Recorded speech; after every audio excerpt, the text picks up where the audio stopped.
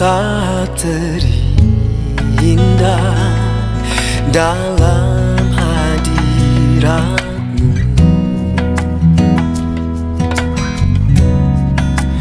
Rasakan kasih dan anugerah-Mu, Tuhan,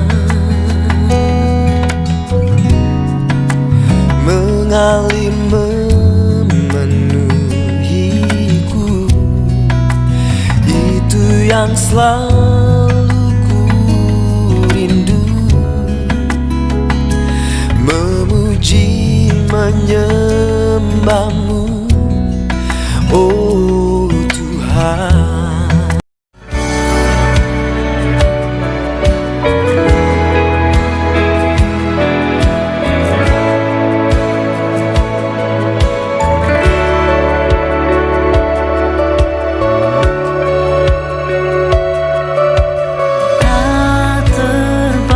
Kuasa-Mu, Kau Tuhan yang setia di setiap musim hidupku. Kau selalu menyertai. Ku percaya padamu,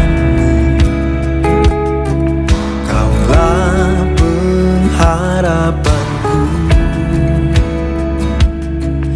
di setiap langkah hidupku. Yesusku, Tuhanku, bersama-Mu Kau kekuatanku. Ku takkan takut dan takkan goyah, bersama-Mu aman dalam naungan kasih-Mu. Ku percaya, ku percaya Tuhan.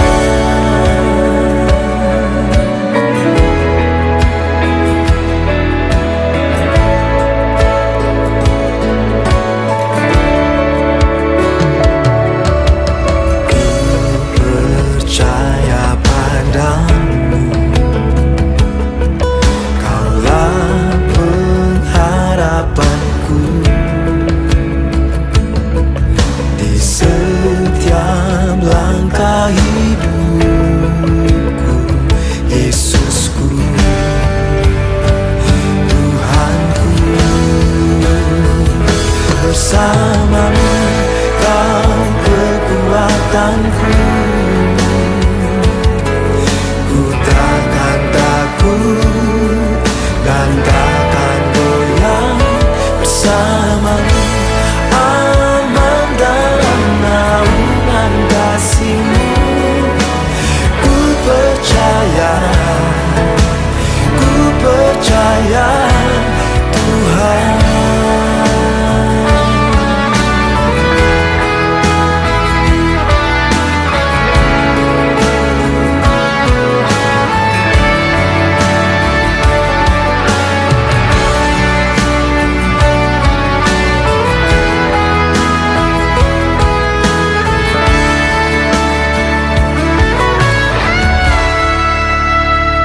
Bersama-Mu Kau kekuatanku. Ku takkan takut dan takkan goyah, bersama-Mu aman dalam naungan kasih-Mu. Ku percaya, ku percaya, bersama-Mu Kau kekuatanku. Ku takkan takut dan takkan goyah, bersama-Mu aman dalam naungan kasih-Mu. Ku percaya, ku percaya, ku percaya.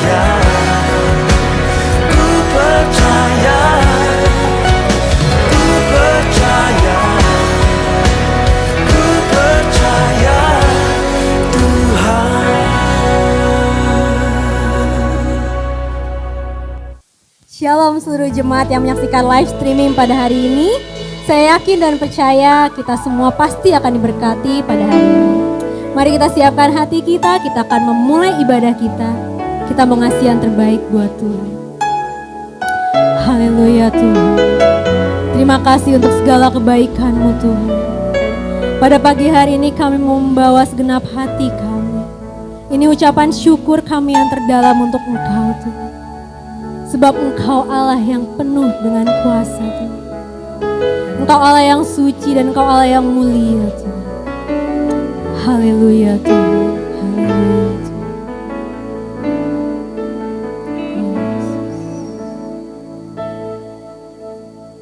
Allah yang suci.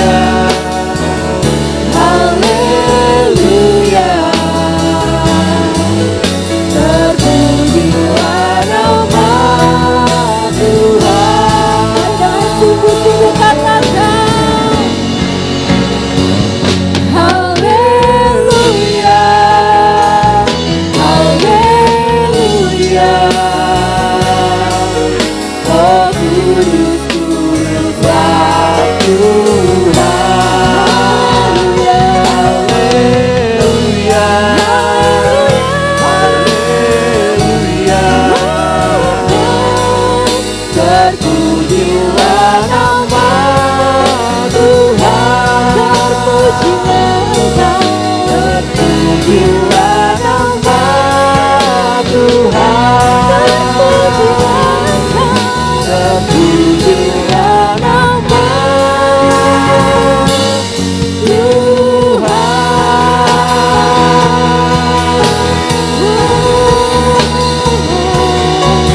Mari sembah Dia, mari sembah Dia. Engkau Allah yang kudus, Engkau Allah yang kudus. Kami sembah Kau Tuhan, kami tinggikan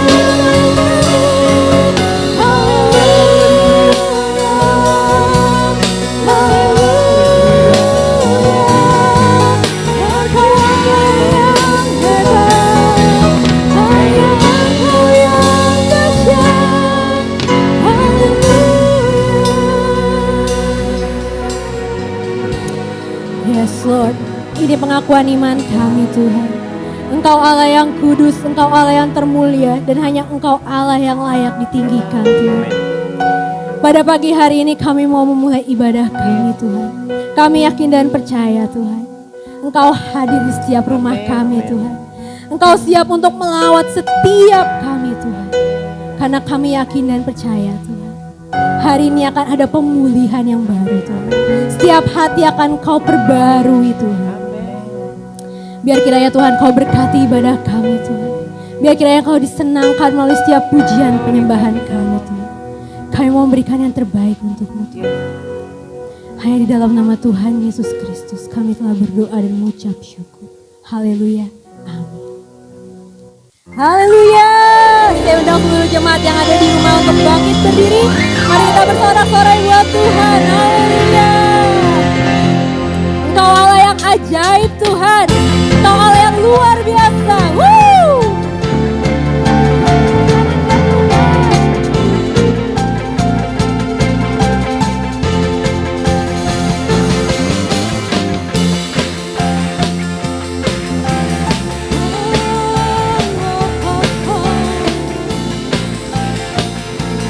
Tak terbayang kebesaran-Mu Tuhan. Tak terbayang kebesaran-Mu dan tak terbanding kekuatan-Mu Tuhan. Kau megah bagiku. Senang jiwa dan pengharapan tak ku serahkan untuk rencana-Mu Tuhan. Kau Raja atasku, hanya Engkau. Hanya Kau yang layak ditinggikan.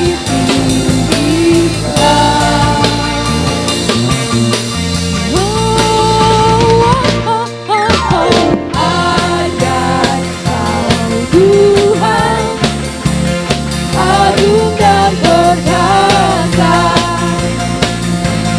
Kau sumber kemenanganku, layak berkuasa, meminta selamanya. Yesus Kaulah Raja mulia. Haleluya.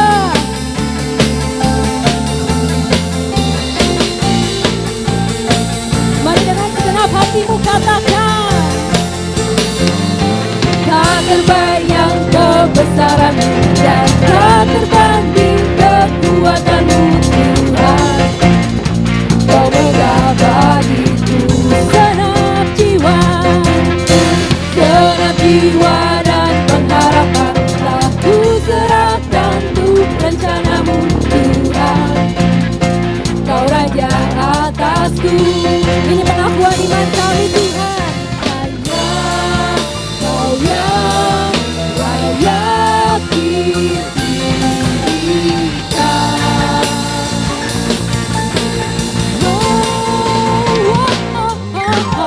Ajaib Kau Tuhan, agung dan perkasa. Kau sumber kemenanganku, layak berkuasa, meminta selamanya. Yesus Kau Raja mulia, ajaib Kau Tuhan. Mari sambil bertepuk tangan. Agung dan perkasa, yes Lord. Kau sumber kemenanganku, layak berkuasa, memerintah selamanya. Yesus Kaulah Raja mulia, ajaib Kau Tuhan, agung dan perkasa. Kau sumber kemenanganku, layak berkuasa, memerintah selamanya. Yesus Kaulah Raja mulia, Kau Raja mulia Tuhan, Raja mulia.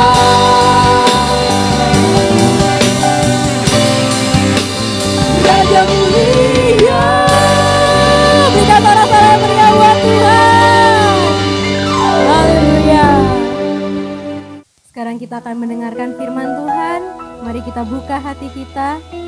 Kita mau menerima berkat-Nya yang penuh dengan karunia.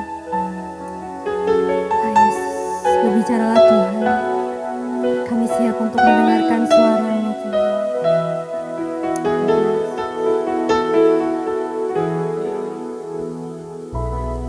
Kau Bapa yang mengasihiku, kuasa-Mu memulihkanku,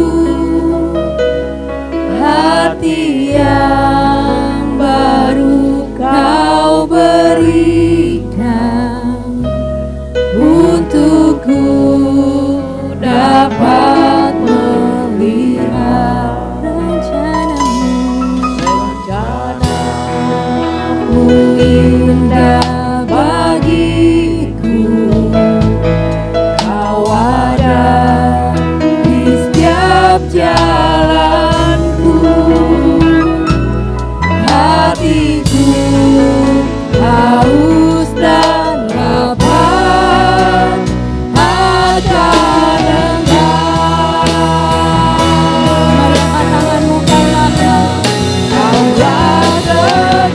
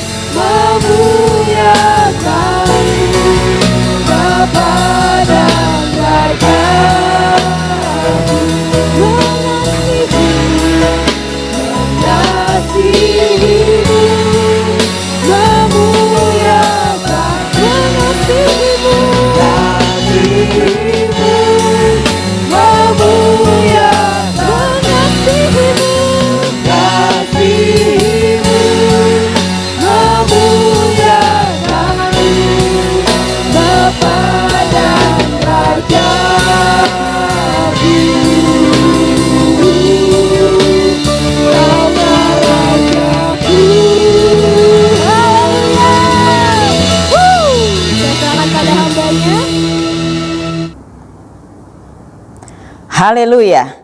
Shalom saudara, sukacita buat kita semuanya. Hari ini kita boleh kembali berjumpa. Dan mari siapkan hati kita yang terbaik agar hati kita ditaburi dengan kebenaran firman Tuhan. Bagaimana kita terus bertumbuh, kita menjadi orang-orang yang kuat menghadapi kehidupan yang semakin tidak menentu ini. Namun saudara, sebelum kita mendengarkan firman Tuhan lebih jauh, saya akan mengajak Bapak Ibu Saudara yang menyaksikan tayangan streaming ini, kita tundukkan kepala kita berdoa bersama-sama. Bapa di surga, di dalam nama Tuhan Yesus Kristus yang baik dan luar biasa, kami bersyukur Tuhan, pada hari ini kembali kami boleh berjumpa, bersekutu dalam nama-Mu, untuk kami boleh bersama-sama menikmati hadirat-Mu, dimanapun kami berada, Roh Kudus juga berada. Dan terlebih sebentar Tuhan, kami akan mendengarkan kebenaran firman-Mu. Biar firman Tuhan menguatkan setiap kami. Saat kami datang dengan hati yang haus dan lapar akan Tuhan, maka Tuhan akan memuaskan dahaga kami dan akan mengenyangkan kebutuhan rohani kami. Urapi hamba-Mu, berikan pewahyuan kepada hamba-Mu. Di dalam nama Tuhan Yesus Kristus kami berdoa, haleluya, amin, amin. Ya, Bapak Ibu Saudara yang kasih dalam Tuhan, minggu ini, dari mulai minggu ini sampai kepada minggu depan, kita memasuki minggu-minggu sengsara. Kalau pada hari Jumat, tanggal 2 nanti, seluruh umat Tuhan yang percaya kepada Tuhan Yesus Kristus, kita akan memasuki ibadah kita, yaitu Jumat Agung, di mana kita bersama-sama mengingat akan pengorbanan Tuhan Yesus di kayu salib. Tuhan Yesus adalah Bapa di surga, Allah sendiri yang menciptakan langit dan bumi. Karena kasih-Nya yang begitu besar kepada manusia harus datang ke dunia dan memberikan dirinya di salib, saudara, untuk menebus dosa saya dan saudara. Dan minggu depan kita akan merayakan Paskah, di mana merupakan bukti bahwa Yesus adalah Tuhan sendiri yang mengalahkan maut. Tidak ada satupun orang yang mati dan bisa bangkit lagi selain daripada Tuhan Yesus Kristus. Untuk itu saudara, dalam firman Tuhan hari ini saya akan menyampaikan dan saya rindu membagikan, share kepada setiap saudara yang berkaitan dengan masa-masa di mana kita memasuki masa-masa sengsara Tuhan. Saya mau sampaikan saudara, renungan yang kita akan renungkan hari ini. Saya kasih satu judul, apakah Yesus menangis ketika melihat Anda? Mari saya mengajak Bapak Ibu Saudara kita buka bersama-sama dalam kitab Lukas pasal yang ke-19. Lukas 19, kita akan melihat dari ayat 39 sampai 44. Beberapa orang Farisi yang turut dengan orang banyak itu berkata kepada Yesus, "Guru, tegurlah murid-murid-Mu itu." Jawabnya, "Aku berkata kepadamu, jika mereka ini diam, maka batu ini akan berteriak." Dan ketika Yesus telah dekat dan melihat kota itu, ia menangisinya. Katanya, "Wahai, betapa baiknya jika pada hari ini juga engkau mengerti apa yang perlu untuk damai sejahteramu. Tetapi sekarang hal itu tersembunyi bagi matamu. Sebab akan datang harinya bahwa musuhmu akan mengelilingi engkau dengan kubu, lalu mengepung engkau dan menghimpit engkau dari segala jurusan. Dan mereka akan membinasakan engkau beserta dengan pendudukmu, dan pada tembokmu mereka tidak akan membiarkan satu batu pun tinggal terletak di atas batu yang lain. Karena engkau tidak mengetahui saat bila mana Allah melawat engkau." Bapak Ibu yang kasih dalam Tuhan, kita tahu kisah ini, bagaimana Tuhan Yesus melihat kota yang Dia tangisi, saudara. Tuhan Yesus melihat bagaimana Yerusalem akan runtuh. Tuhan Yesus menangisi bukan tanpa alasan, saudara.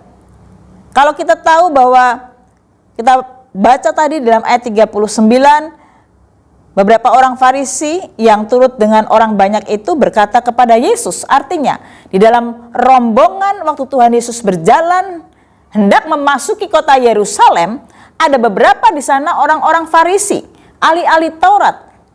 Dan saudara, kita tahu bahwa orang-orang Farisi, bahkan orang-orang yang ada di Yerusalem, di dalamnya tidak pernah tahu apa yang akan terjadi.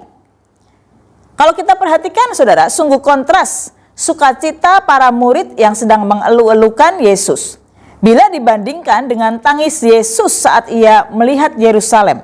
Kalau kita melihat dalam Lukas 19 ayat yang ke-37, jadi di atasnya saudara, ayat yang ke-37, ketika ia dekat Yerusalem, di tempat jalan menurun dari Bukit Zaitun, mulailah semua murid yang mengiringi dia bergembira dan memuji Allah dengan suara nyaring oleh karena segala mukjizat yang telah mereka lihat.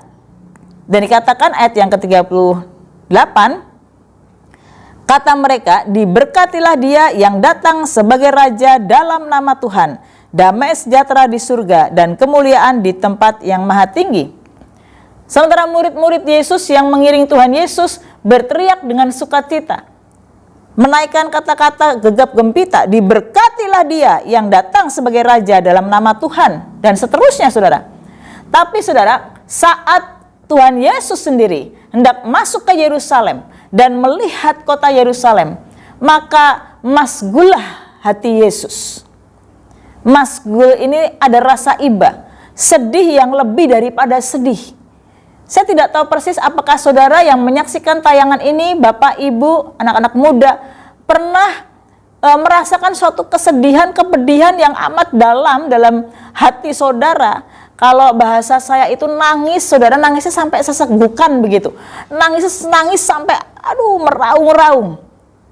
Jadi bukan cuma sekedar menangis karena mengeluarkan air mata, tetapi nangis yang betul-betul sedih, pedih, dan sampai terisak-isak. Mungkin saudara beberapa yang menyaksikan tayangan ini pernah mengalami seperti itu. Tapi biasanya kalau orang yang menangis sampai terisak-isak, sampai terseduh-seduh, ya saudara ya, itu pasti ada sesuatu yang dirasakan sangat tidak nyaman dalam hatinya. Dan itulah yang dirasakan Yesus. Pertanyaannya saudara, mengapa tiba-tiba Yesus menangis? Mengapa Yesus tiba-tiba merasa masgul? Mengapa tiba-tiba Yesus merasa menjadi sedih melihat kota Yerusalem? Tadi saya katakan saudara, sebab Tuhan Yesus tahu apa yang akan terjadi pada Yerusalem. Tuhan Yesus tahu apa yang akan terjadi kepada penduduk Yerusalem, bahkan termasuk kepada ahli Taurat yang baru saja bicara kepadanya. Kita melihat saudara pada dari ayat 43, sebab akan datang harinya bahwa musuhmu akan mengelilingi engkau dengan kubu, lalu mengepung engkau dan menghimpit engkau dari segala jurusan. Ayat 44, dan mereka akan membinasakan engkau beserta dengan pendudukmu, dan pada tembokmu mereka tidak akan membiarkan satu batu pun tinggal terletak di atas batu yang lain, karena engkau tidak mengetahui saat bila mana Allah melawat engkau. Itu yang membuat Tuhan Yesus menangis saudara, sampai terseduh-seduh. Bukan karena Tuhan Yesus cengeng, tapi Tuhan Yesus merasa sedih. Seandainya engkau mengerti apa yang menjadi damai sejahtera bagimu, hai Yerusalem dan penduduknya, yaitu aku sendiri. Damai sejahtera yang sedang kau nanti-nantikan adalah aku. Seandainya engkau menerima aku sebagai Tuhan dan Juru Selamatmu, aku yang diutus oleh Bapa, Yahweh, Bapa di surga, maka engkau akan mendapatkan damai sejahtera yang tidak pernah kau dapatkan dari dunia ini.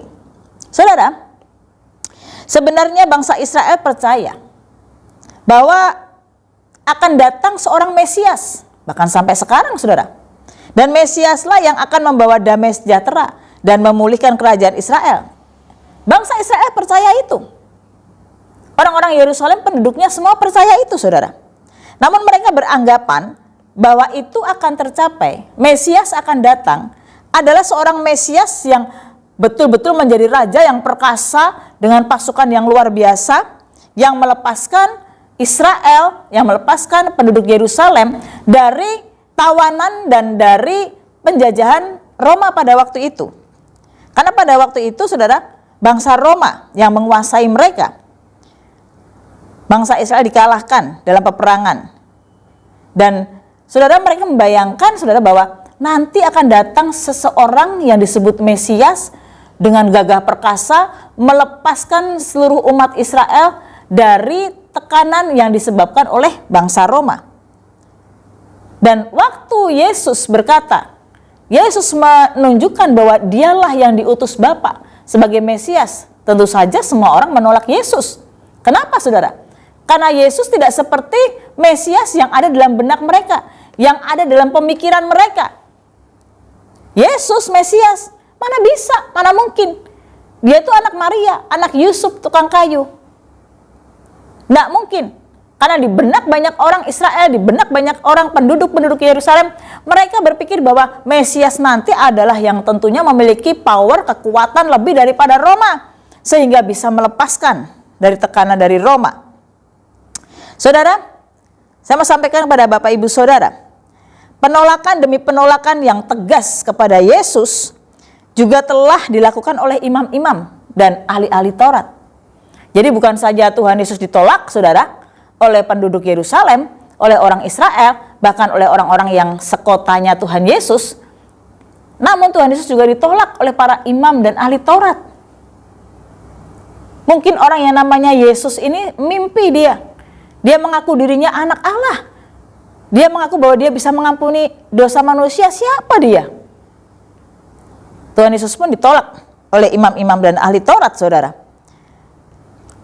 Dan khususnya pada waktu Yesus menunjukkan otoritasnya, menunjukkan sebuah keberaniannya dengan kuasa, memporak-porandakan, membongkar balikan setiap meja-meja penjual yang ada di bait suci. Coba kita akan lihat bersama-sama dalam Lukas pasal yang ke-19. Kita akan lihat dari ayat yang ke-45 sampai 48. Yesus menyucikan bait Allah. Lalu Yesus masuk ke bait Allah dan mulailah ia mengusir semua pedagang di situ. Katanya kepada mereka, ada tertulis, rumahku adalah rumah doa, tetapi kamu menjadikannya sarang penyamun. Tiap-tiap hari ia mengajar di dalam bait Allah. Imam-imam kepala dan ahli-ahli Taurat serta orang-orang terkemuka dari bangsa Israel berusaha, perhatikan saudara, untuk membinasakan dia, membinasakan Yesus, menolak Yesus. Ayat 48, tetapi mereka tidak tahu bagaimana harus melakukannya. Jadi ada upaya imam-imam ahli Taurat, orang-orang yang terpandang di sana, saudara, berusaha untuk mau melenyapkan Yesus, tapi nggak tahu caranya bagaimana. Sebab seluruh rakyat terpikat kepadanya dan ingin mendengarkan dia. Karena Tuhan Yesus memiliki kuasa mengajar dengan jelas, gamblang, dan mengajarkan dengan penuh kasih. Bukan sekedar ada mujizat yang dilakukan saja, tetapi belum pernah ada sebuah pengajaran dan yang mengajar begitu dahsyat seperti Yesus pada waktu itu. Makanya ahli Taurat, para imam yang menganggap dirinya adalah orang yang tahu Taurat, yang setiap hari berada di bait suci, sayangnya mereka tidak mengenal siapa yang mereka sembah. Mereka berkata, kami menyembah Allah, ada hukum Taurat, kami menyembah Allah yang disembah Abraham, Ishak dan Yakub. Kami adalah imam-imam, kami tahu tentang bagaimana kami harus melakukan kebenaran. Tapi sayangnya mereka butakan kebenaran. Sesungguhnya saudara, mereka tidak tahu kepada siapa mereka menyembah, karena mereka menolak Yesus yang sebenarnya adalah Allah sendiri. Banyak orang saudara yang kelihatannya menyembah Tuhan padahal mereka buta dan tidak tahu kepada siapa mereka menyembah. Untuk itu saudara, hari ini kita akan belajar bersama-sama. Kalau tadi saya katakan, saudara, Yesus menangisi Yerusalem. Apakah Yesus menangis ketika melihat saudara? Mungkin saudara menjawab sementara saya berkhotbah di streaming ini, masing-masing saudara menjawab, tentunya tidak, Bu Pendeta. Mengapa Tuhan harus menangis melihat saya? Saya tidak sedang berzina. Saya tidak sedang menjadi pembunuh. Saya tidak sedang melakukan dosa. Saya oke kok. Saya lebih baik dari dia. Dan hari ini saya sedang menyaksikan streaming. Kenapa Tuhan harus menangis melihat saya? Saudara, seringkali kita memiliki pikiran seperti itu. Tapi mari kita telaah dengan berlahan, saudara. Jangan sampai ternyata dalam kekristenan saya dan saudara, Setiap Tuhan Yesus melihat saya dan saudara, Tuhan Yesus menangis. Tuhan Yesus menjadi hancur hati dan sedih. Saat Tuhan Yesus melihat gerejanya, Tuhan Yesus menjadi hancur hati dan sedih. Dan khususnya saudara, pada akhir zaman ini, ada banyak orang Kristen yang berpikir bahwa dia sudah beribadah kepada Yesus. Ada banyak hamba-hamba Tuhan yang berpikir bahwa dia sudah melayani Tuhan dengan luar biasa, saudara. Tetapi tanpa disadari, sebenarnya Yesus sedang menangis, menitikkan air mata, hatinya hancur. Karena engkau sebenarnya tidak kenal aku, nak. Engkau tidak tahu apa yang menjadi damai sejahtera dalam hatimu, dalam hidupmu. Engkau mengenal aku, engkau tahu aku Yesus Tuhanmu hanya sebatas tatanan liturgi karena engkau beragamakan Kristen. Jangan sampai saudara, kita beribadah, bahkan kita melayani Tuhan. Bahkan hamba-hamba Tuhan kita mungkin bisa melayani Tuhan. Tapi seringkali tanpa kita sadari, membuat Yesus menangis. Dan apa yang dinubuatkan, yang disampaikan oleh Tuhan Yesus untuk Yerusalem itu tergenapi. Saya mau sampaikan kepada saudara, segala sesuatu yang datang dari Tuhan, nubuatan, disampaikan oleh hamba-hamba Tuhan, disampaikan oleh nabi-nabinya. Kalau zaman sekarang orang-orang yang diberikan karunia kenabian, kepekaan yang luar biasa. Kalau yang datang dari Tuhan, pasti akan tergenapi. Dan betul saudara, sekitar tahun 70 Masehi, seorang jenderal Romawi bernama Titus dengan kekuatan penuh saudara menghancurkan bukan cuma seluruh bangunan penduduk Yerusalem Israel saja, bukan cuma bangunan rumah penduduk saja saudara, tetapi termasuk bangunan bait suci. Bait suci yang dibangun oleh Salomo, bait suci yang begitu megahnya, yang dimana imam-imam ahli Taurat yang merasa bangga dan pongahnya ada di dalam bait suci pada saat saudara Jenderal Titus, seorang jenderal Romawi, menghancurkan Israel, menghancurkan Yerusalem, termasuk bait suci. Dan benar apa yang dikatakan Tuhan Yesus pada Lukas 19 ayat yang ke-44, dan mereka akan membinasakan engkau, perhatikan saudara, beserta dengan pendudukmu, dan pada tembokmu mereka tidak akan membiarkan satu batu pun tinggal terletak di atas batu yang lain. Artinya rata saudara. Hal ini terjadi bagi Yerusalem. Untuk itu Tuhan menangis. Saya mau sampaikan pada saudara, dengan menolak Yesus, Israel telah memilih menerima murka Allah. Jadi kita akan belajar, apakah Yesus menangis waktu melihat saudara? Apakah kira-kira Yesus menangis? Ini menangis bukan cuma sekedar meneteskan air mata saudara. Apakah Tuhan Yesus meraung terisak-isak? Apakah Tuhan Yesus betul-betul merasakan sedih yang mendalam saat lihat saya dan saudara hidup dalam dosa, menjadi Kristen yang hanya kamuflase saudara, menjadi Kristen yang tidak sesungguhnya? Saat kita mengaku diri kita orang percaya, mengaku diri kita orang Kristen, tapi hidup dalam dosa tanpa saudara sadari, sebenarnya saudara sedang menolak keberadaan Yesus. Yesus Kristus adalah Bapa di surga, Allah yang kudus. Harusnya kita hidup dalam kekudusan. Yesus Kristus adalah Tuhan yang penuh dengan kasih. Seharusnya orang-orang Kristen, anak-anak Tuhan hidup dengan kasih. Seharusnya hamba-hamba Tuhan, pelayan-pelayan Tuhan yang memiliki panggilan jawatan, baik kerasulan, kenabian, pengajar, penginjil, gembala, harus melakukan semua pelayanan dengan kasih. Saat kita melakukan hal itu tidak sesuai dengan apa yang Tuhan kehendaki, sebenarnya kita sedang membuat Tuhan menangis. Bukan sekedar meneteskan air mata, tapi meraung. Makanya Tuhan pun bisa bertanya siang hari ini kepada saya dan saudara, masih kurangkah kasih karuniaku bagimu? Saudara, bangsa Israel memilih murka Allah daripada menerima Yesus. Minggu-minggu ke depan adalah minggu-minggu sengsaranya Tuhan. Sementara baru sebentar orang berteriak Hosana, Hosana, membuka jubahnya, ditebarkan di jalan dengan daun palem. Bukankah minggu ini minggu palem, saudara ya? Waduh, Hosana, Hosana. Tapi tidak tunggu waktu lama, saudara. Dalam waktu yang begitu singkat, dari mulut yang sama berkata, salibkan dia, salibkan dia. Kenapa? Banyak orang hanya ikut-ikutan, banyak orang hanya takut karena situasinya seperti ini. Saya mau sampaikan pada saudara, ada beberapa hal yang hari ini kita akan belajar. Waktu Yesus melihat saya dan saudara, jangan sampai Tuhan Yesus menjadi sedih. Yang terbaik, saudara, saat kita diberikan anugerah keselamatan, mari kita menjaganya, mengisinya dengan terus hidup berkenan di hadapan Tuhan. Goal saya dan saudara sebagai orang Kristen bukan cuma sekedar surga, tetapi goal saya dan saudara menjadi orang percaya bagaimana hidup kita berguna untuk kerajaan surga.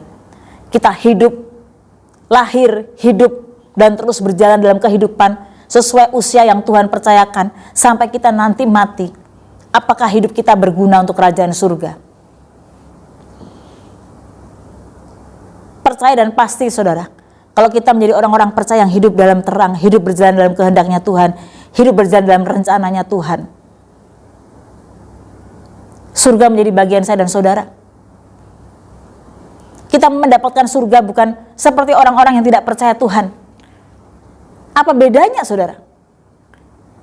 Tapi kalau kita hidup takut akan Tuhan, tidak pernah membuat Tuhan menangis, tapi sebaliknya membuat Tuhan tersenyum, bahkan tertawa melihat saya dan saudara. Saya pastikan Tuhan akan berkata kepada saudara, sabaslah hambaku yang baik dan setia. Saudara, bangsa Israel menolak Yesus, tidak mempercayai Yesus, bahwa Yesus sebagai Mesias yang diutus oleh Bapa di surga menjadi juru selamat. Seandainya engkau, hai Yerusalem, wahai Yerusalem, engkau tahu akan damai sejahtera yang sedang kau nantikan itu berasal dari aku, tapi kau menolaknya. Saudara, damai sejahtera bukan sekedar damai, damai yang dirasakan di hati. Semua manusia pasti senang damai. Manusia pasti ingin rindu dan mencari sebuah kedamaian.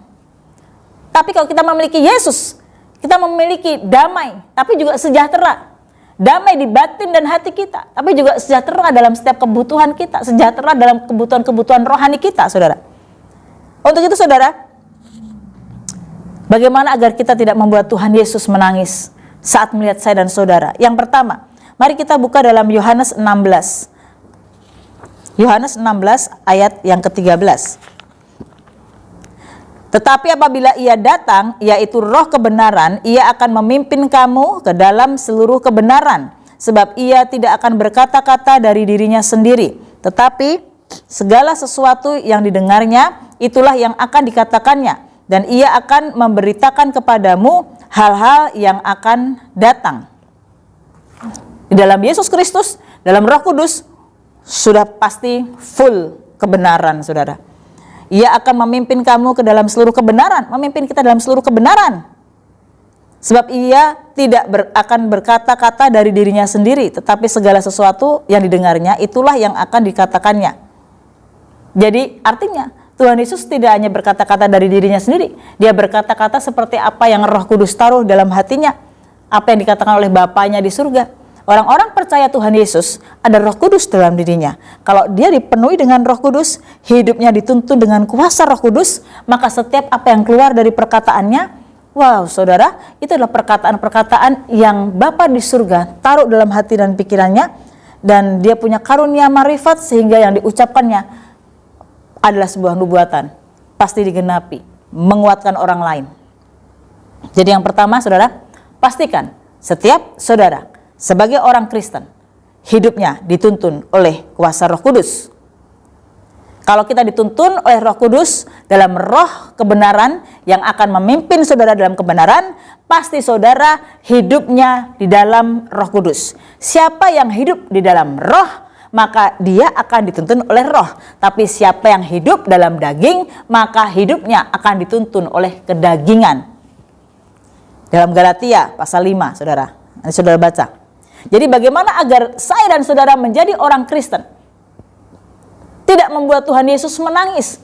Tidak hanya sekedar menangis, tetapi betul-betul Tuhan Yesus sampai meraung dan sedih. Agar kita tidak membuat Tuhan Yesus seperti itu, tapi sebaliknya Tuhan Yesus tersenyum kepada saya dan saudara.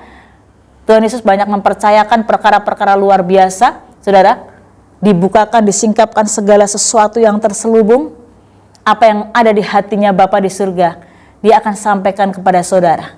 Saudara, kalau beberapa minggu yang lalu, dari minggu pertama, minggu kedua, saudara, dan salah satunya minggu ketiga dalam peperangan rohani, ini semuanya berbicara bagaimana runutan kita intim dengan Tuhan. Kalau orang yang intim dengan Tuhan, memiliki intimacy with God, saudara, maka orang tersebut, saudara, hidupnya pasti akan dituntun oleh Roh Kudus.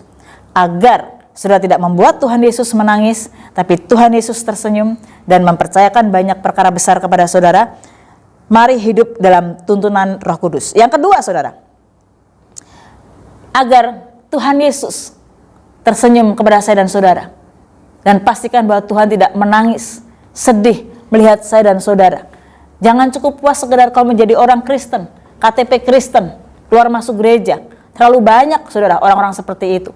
Terlalu banyak, saudara, orang yang mungkin bisa melayani dengan skill-skill yang luar biasa. Oke, bagus, saudara.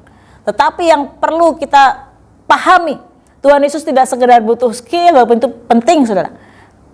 Tuhan Yesus itu tidak sekedar cari pengikut, tapi Tuhan Yesus sedang cari laskar-laskar yang luar biasa. Laskar-laskar yang gagah berani. Saat nanti saya dan saudara pulang ke rumah Bapa di surga, kita seperti seorang tentara yang menang dari peperangan. Saudara, yang kedua, mari terima undangan pemulihan dan kekuatan yang ditawarkan oleh Bapa di surga kepada saudara. Saat saudara mendengarkan khotbah pada siang hari ini, kalau engkau membuka hatimu dan Roh Kudus dengan lembut menjamah hatimu, detik inilah momentum di mana Tuhan sedang memberikan undangan kepada saudara untuk menerima pemulihan dan kekuatan. Saudara, banyak orang Kristen yang kelelahan, jatuh dalam dosa, putus asa, tetapi anehnya tetap menolak tawaran untuk mendapatkan pemulihan. Saya pernah menyampaikan khotbah di dalam tayangan YouTube di akun saya, saudara. Setiap hari bersama dengan Tuhan. Kadang-kadang ada banyak orang-orang Kristen, khususnya anak-anak muda, yang menganggap kekristenan hanya seperti sederetan tatanan moral. Agar kita tidak begini, ya punya moral baik. Saya mau sampaikan pada saudara, kekristenan tidak hanya bicara moral. Kekristenan tidak hanya bicara moral. Kekristenan itu bicara kebenaran. Kekristenan itu bicara sebuah keselamatan. Kekristenan itu bicara hatinya Yesus. Kalau saya dan saudara cuma sekedar mentok di agama, toh buktinya banyak orang yang tahu Yesus, kenal Yesus, bahkan saudara, parahnya percaya Tuhan Yesus, tetapi masih banyak orang yang jatuh, terikat, tertawan, putus asa, khawatir, kelelahan, dan masih banyak keterikatan-keterikatan. Mari saudara, siang hari ini, melalui khotbah pada hari ini, sebelum minggu besok kita merayakan Paskah, dan pada hari Jumat kita akan beribadah bersama-sama untuk mengingat pengorbanan Tuhan di kayu salib dalam Jumat Agung. Pastikan saudara bahwa kita menjadi orang Kristen yang membuat Tuhan tersenyum. Dengan cara apa, Bu? Dengan cara buka hatimu, terima undangan Tuhan untuk memulihkan dan menguatkan hidupmu. Ada banyak orang Kristen, saudara, yang sudah jatuh, sudah lemah, malah menjauhi kebenaran, tidak pernah kebaktian. Ibadah sekarang sangat mudah, ada ibadah streaming. Saya percaya semua orang pasti punya gadget. Ya memang nggak mau rugi sih, karena kuotanya habis. Saudara, kadang-kala kita kuota habis untuk hal-hal yang, ya kita bisa mungkin senang sebentar hanya di bawah matahari, saudara. Mungkin buka ini, buka itu, buka aplikasi ini, ya kuota habis nggak apa-apa, toto habis, toto minta sama orang tua. Saya mau challenge sama saudara, kok bisa? Kalau kita punya kuota, saya mau sampaikan pada saudara, dengar anak-anak muda, kau buka setiap khotbah-khotbah, kau buka untuk ikut ibadah, itu nilainya sampai kekal. Itu undangan untuk memulihkan hidupmu, itu undangan untuk kau diberikan kesempatan bertobat di hadapan Tuhan, sebab Tuhan mau datang sebentar lagi. Pastikan agar setiap saudara, hai pria-pria, hai wanita-wanita, hai seluruh anak-anak muda, siapapun saudara, buatlah Tuhan tersenyum. Jangan menangis. Bangsa Israel sebenarnya tahu siapa Yesus, tapi hanya tahu Yesus. Bahkan murid-muridnya pun banyak nggak paham apa yang ada di hati dan di pikiran Yesus. Yang 3,5 tahun berjalan bersama-sama dengan Yesus, melihat setiap mukjizat, mendengar suaranya langsung. Saya dan saudara nggak pernah mendengar suara Yesus langsung kan? Secara audible maksud saya. Tapi sebagai orang Kristen seharusnya setiap saat kita dengar suara Tuhan melalui firman-Nya, melalui kepekaan kita dengan Tuhan. Saudara, untuk poin yang kedua ini coba kita buka bersama-sama.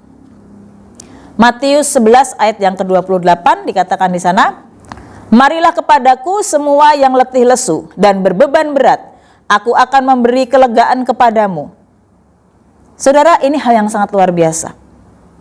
Tidak pernah ada tokoh agama, tidak pernah ada siapapun orang yang mungkin menganggap dirinya paling hebat, saudara. Para teolog atau orang-orang yang dianggap sufi di dunia ini yang berani berkata, marilah datang kepadaku semua yang letih lesu berbeban berat, aku akan memberikan kelegaan kepadamu. Ada banyak orang yang berkata, mari datang kepadaku, kalau mau lega, mau enak, ini aku tunjukin, nah kamu harus ke sana. Tidak ada saudara yang berkata, akulah jalan kebenaran dan hidup. Tidak ada seorang pun sampai kepada Bapa di surga, kepada Bapa di surga. Tidak ada orang yang bisa sampai ke surga kalau tidak melalui aku.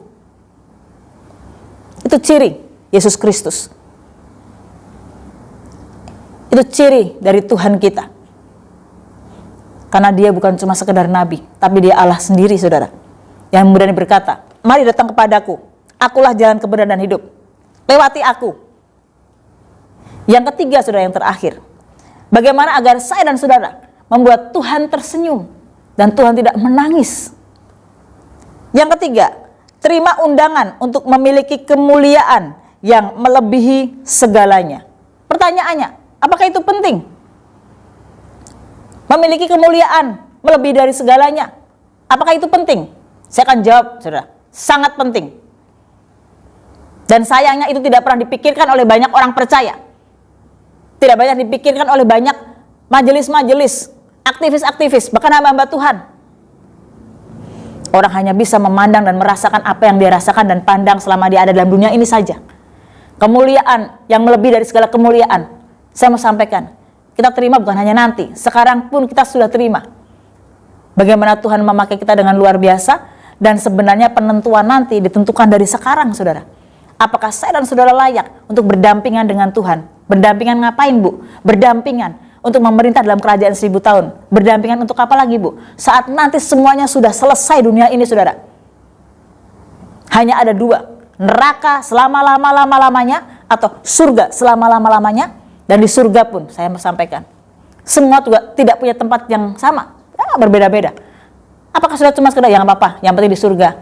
Mau nyangkut di pagernya juga nggak apa-apa, yang penting aman di surga. Atau begitu, saudara? Jujur saya belum pernah ke surga, walaupun saya waktu masih kecil saya pernah mengalami, saudara, yang namanya mati sementara, dan saya kecil saya merasa saya itu hanya mimpi, tapi ternyata memang saya sudah tidak ada dan saya akhirnya hidup lagi. Saya nggak tahu apakah itu surga atau itu hanya gerbangnya surga, tetapi memang sangat luar biasa. Saya berpikir hanya melihat itu saja sangat damai, sejahtera, dan tak bisa tertandingan dengan apapun bagaimana dalam surganya. Tapi saya mau sampaikan, di surga, saudara, kita pun kelak berdampingan, begitu dekat dengan Bapa di surga. Jadi kemuliaan yang melebihi segalanya, saudara, berdampingan dengan Tuhan dalam memerintah kerajaan 1000 tahun, menjadi orang kepercayaan Tuhan, gak usah nunggu nanti, sekarang. Yakin gak saudara? Saudara menjadi orang percaya yang dipercayai oleh Tuhan, menjadi orang yang percaya kepada Yesus, tetapi juga menjadi orang yang menjadi kepercayaan. Beda loh saudara. Banyak orang yang percaya Yesus, oke, mungkin sampai pada tahap ya oke, menjadi orang yang dipercayai. Kau bisa melakukan ini, oke, aku percaya memang skillmu di situ. Tetapi menjadi orang yang kepercayaan banget, saudara. Wah, saudara, itu betul-betul namanya kalau orang yang sampai menjadi orang kepercayaan, itu fasilitasnya pasti berbeda, kepercayaannya pasti juga lebih berbeda. Jadi saya mau sampaikan kepada saudara, ketika tawaran-tawaran yang saya sudah sebutkan kepada saudara 3 hal tadi, hidup dituntun dengan Roh Kudus, terima undangan pemulihan dan kekuatan, terima undangan untuk memiliki kemuliaan yang melebihi segalanya. Ketika tawaran-tawaran ini ditolak oleh orang percaya, ditolak oleh saya dan saudara, inilah yang membuat Tuhan Yesus menangis. Sebelum saya tutup khotbah saya, saudara pasti akan bertanya, kapan Bu saya menolak tawaran-tawaran itu? Dalam kriteria seperti apa Bu saya membuat Tuhan Yesus menangis? Saya sudah jelaskan tadi 3 poin. Oke, tapi momentum apa ya waktu saya menolak? Saya nggak pernah dengar khotbah saya tolak, saya mengerti. Saya mau jelaskan pada saudara, saya tutup khotbah saya begini, saudara. Ada banyak orang Kristen yang sama-sama bisa dengar khotbah. Ada banyak orang Kristen yang sekarang karena kita lagi pandemi, semuanya online, semua sama-sama menyaksikan streaming. Kalau ibadah, saudara ya, persoalannya kan kalau ibadah, ya kan? Kalau kita mau survei, kita nggak tahu, saya tidak mau menghakimi. Berapa persen orang Kristen sepanjang pandemi COVID-19 betul-betul setia setiap minggu ikut streaming? Itu kan persoalannya. Pendeta gembalanya mah nggak pernah tahu, saudara, nggak pernah ngikutin. Tapi saya mau sampaikan siang hari ini, Tuhan Yesus tahu. Seberapa kuat saudara menghadapi kehidupan dan tantangan-tantangan ini, seberapa banyak saudara mendengarkan firman Tuhan masalahnya. Kapan kita menolaknya itu?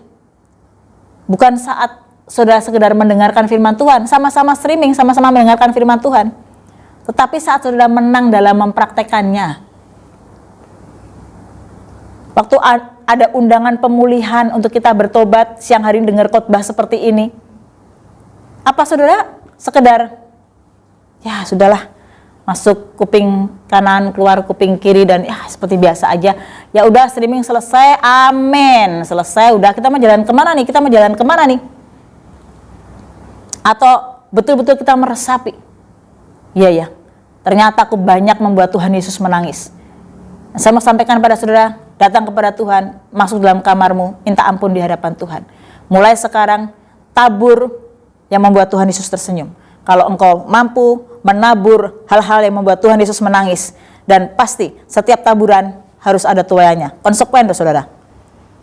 Tapi tidak pernah ada kata terlambat. Mulai sekarang tabur segala sesuatu yang membuat Tuhan Yesus tersenyum. Next kelaknya saudara juga akan menuai. Amin untuk firman Tuhan. Mari kita tundukkan kepala. Pastikan saudara, waktu kita memasuki minggu-minggu sengsara, hari Jumat kita akan Jumat Agung. Kita juga akan terima perjamuan kudus di Jumat Agung nanti. Di Paskah bertepatan dengan minggu pertama, saudara. Kita juga akan merayakan Paskah. Jangan cuma sebagai tatanan liturgi. Jangan cuma sebagai hari-hari raya. Sama seperti bangsa Israel cuma dirayakan saja. Cuma diperingati saja. Tetapi mari belajar, telaah, agar kehidupan kita menjadi orang-orang Kristen yang sungguh-sungguh membuat Tuhan tersenyum. Mari kita tundukkan kepala kita berdoa. Bapa di surga, kami bersyukur Tuhan untuk firman-Mu yang telah menguatkan kami. Pada hari ini Tuhan, memasuki minggu-minggu sengsara, di mana Tuhan pada hari Jumat kami akan bersama-sama beribadah untuk Jumat Agung, dan hari Minggu kami akan Paskah. Tuhan, biarlah semua umat Kristen dari berbagai denominasi, dari gereja manapun, tidak hanya rutinitas memperingati, mengadakan ibadah Jumat Agung ataupun Paskah. Dan bila hidup kami dituntun oleh kuasa Roh Kudus, kami menerima tawaran pemulihan, pertobatan, kami menerima tawaran Tuhan untuk kami memperbaiki diri bersama dengan Roh Kudus, agar kami Tuhan Yesus dipercayakan untuk berdampingan dengan Tuhan. Terima kasih Bapa untuk firman-Mu pada siang hari ini. Kami bersyukur untuk firman-Mu yang telah memberkati. Di dalam nama Tuhan Yesus Kristus kami berdoa. Haleluya. Amin. Amin.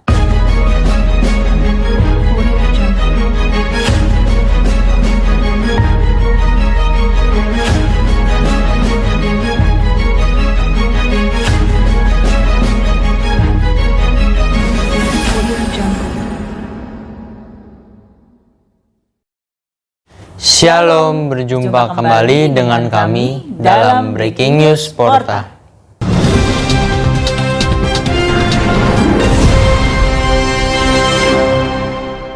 Saudara, hari ini kita telah diberkati dengan ibadah dan firman Tuhan yang luar biasa yang telah disampaikan oleh hambanya, Ibu Pendeta Andriana Titale. Biarlah firman Tuhan terus menguatkan kita. Seluruh jemaat Tuhan GBI Pondok Maharta dan seluruh umat Tuhan yang menyaksikan tayangan GBI Pondok Maharta diundang bersama-sama untuk kita dapat beribadah mengingat pengorbanan Tuhan di kayu salib. Ibadah Jumat Agung yang akan diadakan pada hari Jumat tanggal 2 April 2021 yang akan diadakan pada pukul 10 pagi. Dalam ibadah Jumat Agung ini, seluruh jemaat cabang-cabang kita akan bergabung dengan GBI Pusat, GBI Petamburan. Demikian pula dengan GBI Pondok Maharta sebagai cabang GBI Petamburan, kita akan bergabung bersama-sama dalam ibadah streaming GBI Petamburan pada hari Jumat pukul 10 pagi. Untuk itu, pada hari Jumat tanggal 2 April 2021, ibadah doa malam GBI Pondok Maharta yang biasa dilaksanakan pada pukul 7:30 malam ditiadakan karena digabung dengan ibadah Jumat Agung pada pagi harinya. Seluruh jemaat GBI Pondok Maharta dan seluruh saudara yang setia menyaksikan tayangan streaming pada hari ini diundang bersama-sama untuk kita merayakan Paskah dalam ibadah streaming GBI Pondok Maharta yang akan dilaksanakan pada hari Minggu tanggal 4 April 2021 pada pukul 10 pagi. Dan minggu depan dalam ibadah Paskah streaming kita akan dilayani oleh hambanya Bapak Pendeta John Max Titale.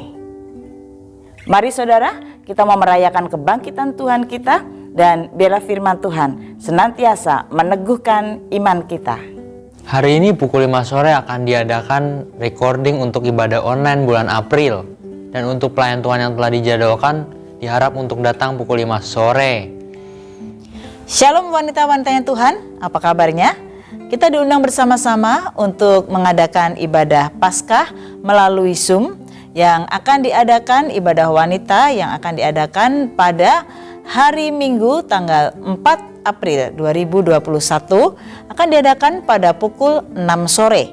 Untuk itu seluruh wanita-wanitanya Tuhan, baik WBI yang ada di GBI Pondok Maharta yang sudah berkeluarga ataupun yang masih single, wanita-wanita dewasa muda, mari kita bersama-sama gabung dan join di Zoom.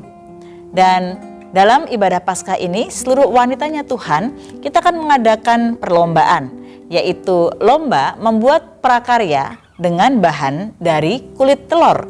Untuk itu seluruh wanitanya Tuhan, kita dapat bergabung bersama-sama untuk membuat prakarya, hasil karya dengan tangan kita, dan setiap satu wanita atau setiap satu jemaat dapat membuat satu jenis prakarya. Ingat ya, dengan bahan kulit telur. Dan pada hari Minggu tanggal 4 nanti melalui Zoom kita akan bawa bersama-sama dan setiap saudara akan menunjukkan setiap hasil prakarya saudara dan akan dinilai, dan saudara yang hasil prakaryanya menakjubkan dengan tema yang berkaitan dengan Paskah akan mendapatkan hadiah. Mari tetap semangat dan pastikan setiap wanitanya Tuhan bergabung dalam Zoom dalam ibadah Paskah WBI Pondok Maharta. Demikianlah Breaking News Porta minggu ini. Sampai bertemu kembali dalam Breaking News Porta minggu depan.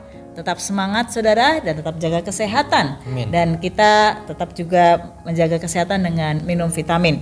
Jangan lupa vaksin. Kami undur diri dan kami mengucapkan Tuhan Yesus memberkati. Haleluya. Ya Bapak Ibu Saudara, kita sudah pada titik akhir dari rangkaian ibadah kita dari awal tadi sampai pada akhirnya. Dan kembali saya ingatkan kepada Bapak Ibu Saudara yang sudah mendengarkan firman Tuhan, mari bukan saja mendengar lalu dan begitu saja, renungkan firman Tuhan. Dan saudara mau tahu agar tidak membuat Tuhan Yesus menangis, tidak menolak tawaran Tuhan, jangan cuma dengar tapi praktekkan dalam hidup saudara. Ya, biar firman Tuhan itu hidup dalam kehidupanmu. Dan saya ingatkan kepada Bapak Ibu Saudara, khususnya Jemaat GBI Pondok Maharta, untuk terus mungkin mencari informasi untuk bisa mengikuti vaksin yang dilaksanakan oleh pemerintah. Tetap jaga kesehatan, jangan lepas masker saudara, tetap rajin cuci tangan dan banyak minum vitamin. Dan diingatkan kepada setiap jemaat-jemaat, kita sudah mendengarkan pengumuman dari news tadi. Nah, tolong disimak dengan baik agar Bapak Ibu tidak terlewat dan bisa mengikuti semua aktivitas Gereja GBI Pondok Maharta dengan baik. Ya, kita akan akhiri ibadah kita. Mari saya undang Bapak Ibu Saudara yang di rumah masing-masing, kita bangkit berdiri. Sekali lagi kita mau berdoa. Bapa di surga, pada akhir ibadah kami bersyukur kepadamu. Engkau telah memberkati kami Tuhan, mengajar kami dengan kebenaran firman-Mu. Dan pada saat ini Tuhan, kalau sebelum kami mengakhiri ibadah kami, melakukan aktivitas kami Tuhan pada hari ini, Tuhan, bila kiranya Tuhan Yesus, kami juga berdoa untuk ibadah-ibadah dalam tengah minggu kami Tuhan, baik ibadah Jumat Agung yang akan dilaksanakan pada hari Jumat nanti, ibadah-ibadah Paskah Tuhan melalui Zoom, melalui Google Meet Tuhan, baik sekolah minggu, baik WBI, baik Youth dan Teens, dan semua Tuhan kegiatan yang ada di tengah minggu Tuhan juga berkati. Terima kasih Bapa di surga, kami bersyukur Tuhan untuk ibadah pada siang hari ini. Mari Bapak Ibu Saudara yang ada di rumah, angkat tanganmu dua-dua untuk menerima berkat Tuhan. Kekasih-kekasih Tuhan yang ada di rumah masing-masing, lakukan aktivitasmu sepanjang hari ini. Libatkan Tuhan dalam seluruh perencanaan dan setiap apapun yang kau kerjakan, sehingga dibuat Tuhan berhasil.